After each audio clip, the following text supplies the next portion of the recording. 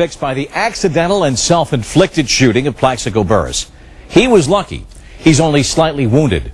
Today, a very different story. In fact, most people wounded as badly as Richard Collier simply do not survive. He has. Though with the alleged gunman under arrest, Collier will not discuss the exact circumstances of his shooting. Today, in his first television interview, the Jaguars tackle tells Kelly Naki how his life changed in a hail of bullets. This is Richard Collier today. How's everybody doing?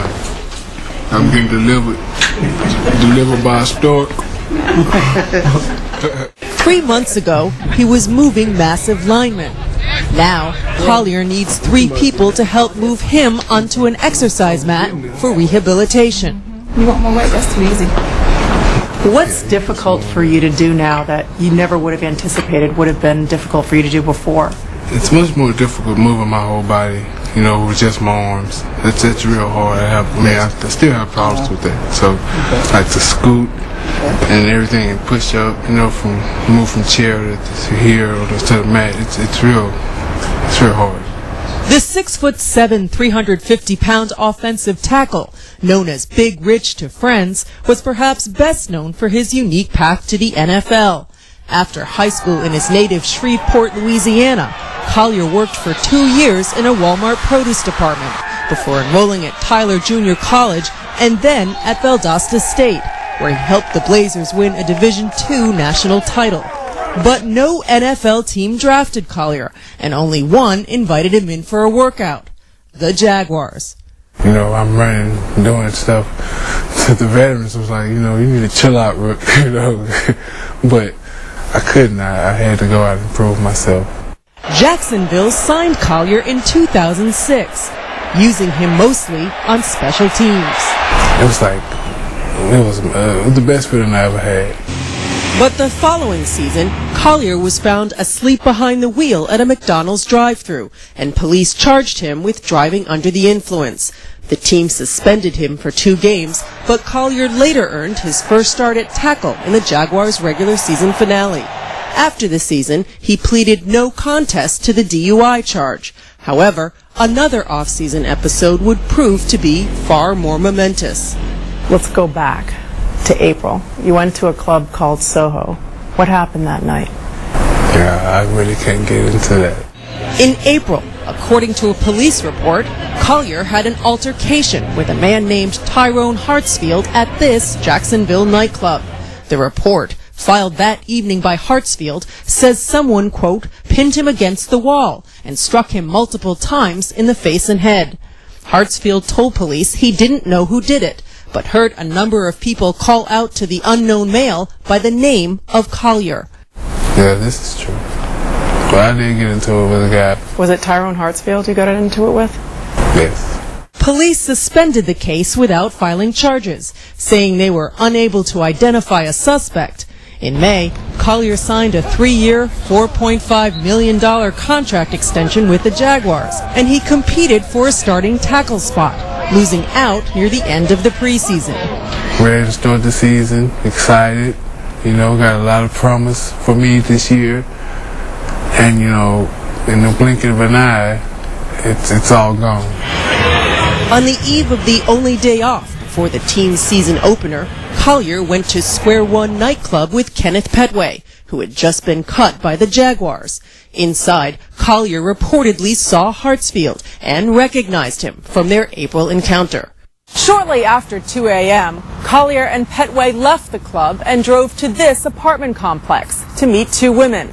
As they waited in the vehicle, police say Hartsfield approached the passenger side, where Collier was sitting, and opened fire, wounding him in 14 places, including his back, shoulder, groin, leg, and buttocks.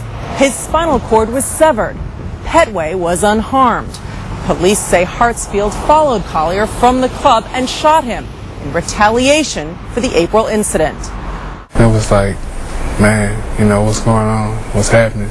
My first thoughts were just to survive. I just got down, scooped down, you know, and I saw Kenny. He kind of slumped over. Did you see any blood on you anywhere? No, I didn't look. I was kind of like in the car, just laying down, and I was just thinking, like, I don't know what to do.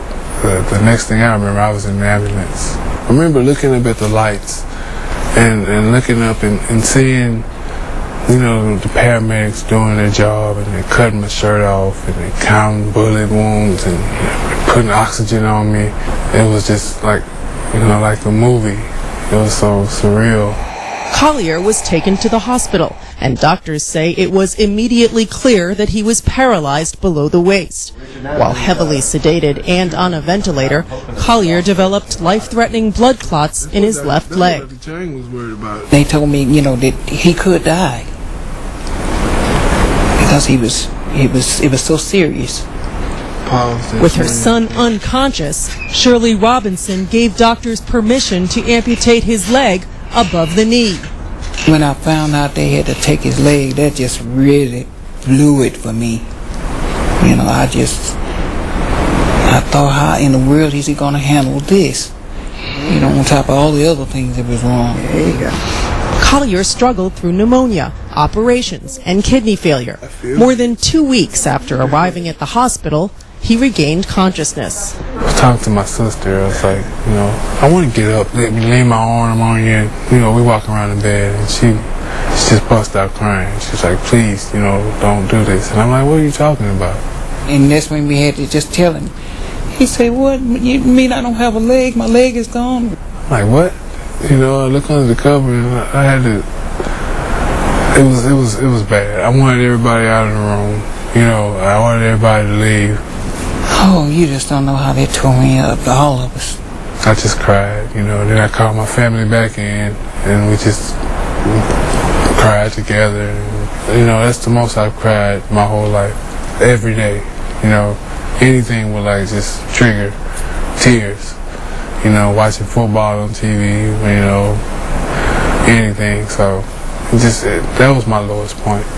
Police say that the shooting was motivated by revenge. How do you think you may have contributed to this situation? I don't feel I can make anyone do anything, you know. If someone wanted to do, I mean, that was a violent act, and I don't feel that anything I did made someone that angry to do that. I'm not perfect at all. You know, I've made mistakes in the past that I really regret, but for this to happen to me, you know, I didn't deserve it.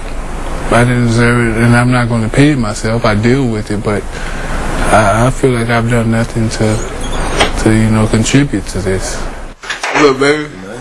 Especially uplifting, Collier says, are the frequent visits of teammates like Clint Ingram and Tuton Reyes. I stayed the night with him one night, and he asked me to help him get comfortable in the bed, and he asked me to pick his leg up and, you know, and move it over. And I was like, man, I said, I don't want to, you know, hurt you or anything. He's like, man, stop playing, I can't feel it, you know. So he still had his sense of humor, and that meant a lot to me. I'm not looking kind of cut up around here. I don't know.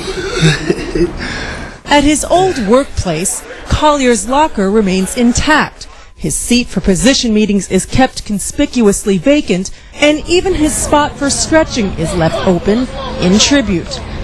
When you look at Richard now, what do you see? I see the same Rich that I seen when we came in my rookie year. Good friend. I see a man with a halo over him. Like he might be an angel. What do you have problems with? In his chair? Yeah. Doctors have told the 27-year-old Collier that he'll always be paralyzed, but he says he avoids even using the word. It took a miracle for me to go to the NFL. To even just, you know, it's a miracle for me to be alive right now. So I don't listen to all that. You know, I have faith in God, and I know he'll put me through.